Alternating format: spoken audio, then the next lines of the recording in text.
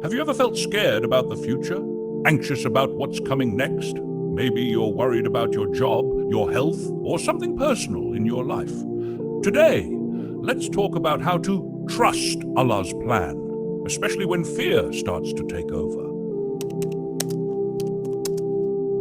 Fear is a natural human emotion. Even the prophets felt it. When Prophet Musa alayhi salam was commanded to go to Pharaoh, a tyrant who had power over life and death and over his people, he was afraid. قال ربنا إننا نخاف أن يفرط علينا أو أن يطغى. They both pleaded, Our Lord, we fear that he may be quick to harm us or act tyrannically. But Allah comforted him, and Allah responded, قال لا تخافا إنني معكما أسمع وأرى. Fear not, indeed I am with you both, hearing and seeing. That's the first key, dear brothers and sisters. Allah is with you. In every dark moment, in every tear, in every silent prayer, He hears, He sees, and He knows.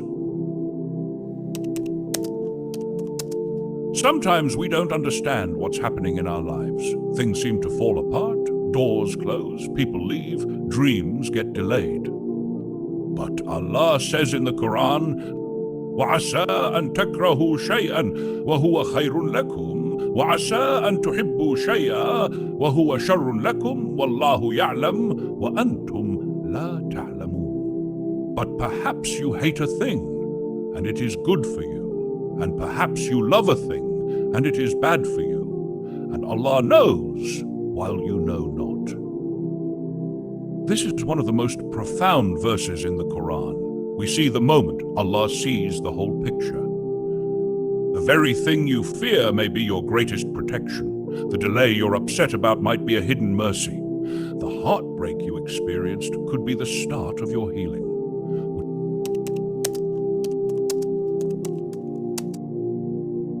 This is a true story about how Allah saves those who trust in Him, even from their greatest fears. When the Quraysh plotted to kill the Prophet sallallahu alaihi wasallam, he and Abu Bakr radiallahu anhu fled to the cave of Thor to hide.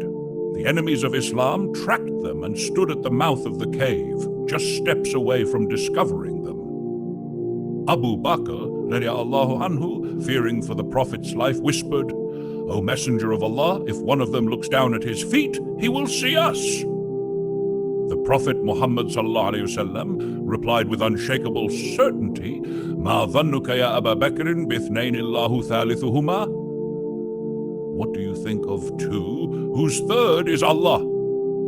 Allah is with them. Allah sent a spider to weave a web over the cave's entrance and commanded a dove to lay eggs there, making it appear untouched.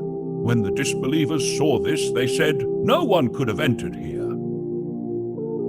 Allah protected them from their worst fear, capture and death, simply because they relied on Him.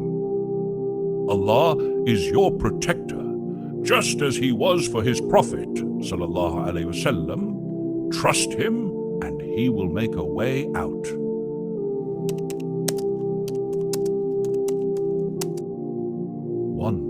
Pray with honesty. Speak to Allah like you would speak to your closest friend. Tell Him your fears, your pain, your worries.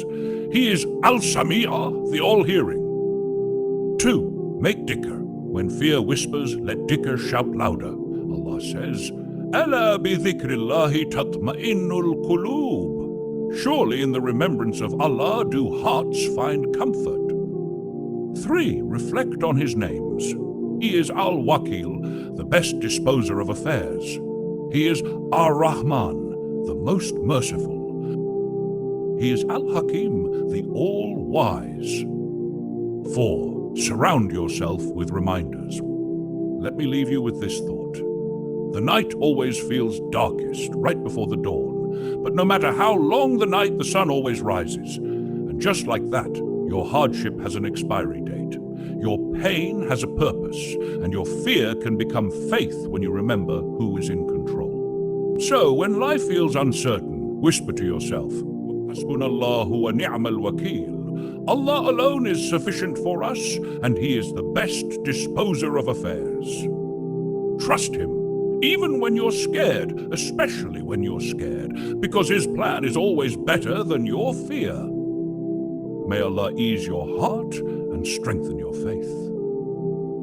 Don't forget to like, share, and subscribe if this reminded you to trust Allah more deeply.